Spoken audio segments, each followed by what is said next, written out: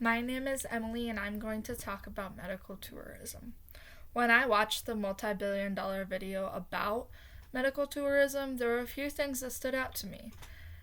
Many reasons why people choose medical tourism is one, because of the lower cost. So people will travel outside of their native country just to get medical procedures because they can be very expensive, especially here in America. So they'll go to like Mexico to get the same procedure for a much less price.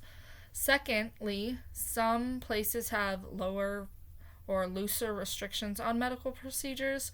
So, like Mexico, again, people can go to Mexico and get procedures done that somebody like a provider in America might deny because of a restriction of some sort.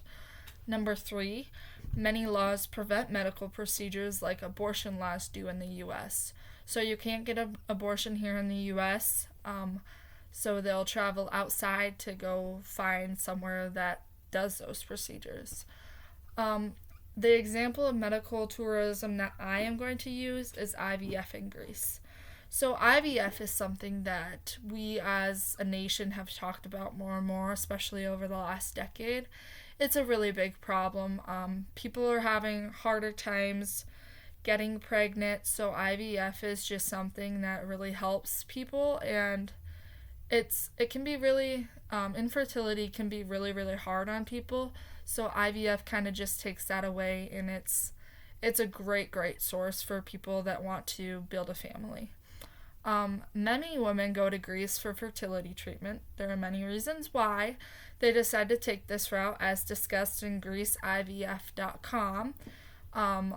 One of the reasons is because laws in Greece are a lot looser to allow women 50 years and younger to do IVF treatments. So, 50 years in America, when you're 50 in America, you would probably get turned down if you tried to do IVF treatment, just because of the risks. And in Greece, they don't have that. They might have screenings and that kind of thing, but it's not as strict with age. The cost of care is relatively affordable in Greece. It's under $10,000, whereas the US is much more expensive. Some of these, so you can either have like your own egg fertilized, or you can have like a donor egg, and it's up to $10,000 is like the max. So that's very cheap compared to US prices. Another reason is the success rates are very competitive in Greece. So 9 out of 10 times you will get pregnant from an IVF treatment in Greece, which is that's crazy. So going to Greece for IVF it's a long travel, but it can double as a vacation because the IVF treatments are 1 to 2 weeks most of the time. So it can be a vacation, and hopefully the IVF works and you can build your family. But so Greece is one of the places that we talk about medical tourism, because there's many women that go not just from America but from all over the world. They'll go to Greece to get these IVF treatments, and it brings a lot of joy and happiness to them. So that's great.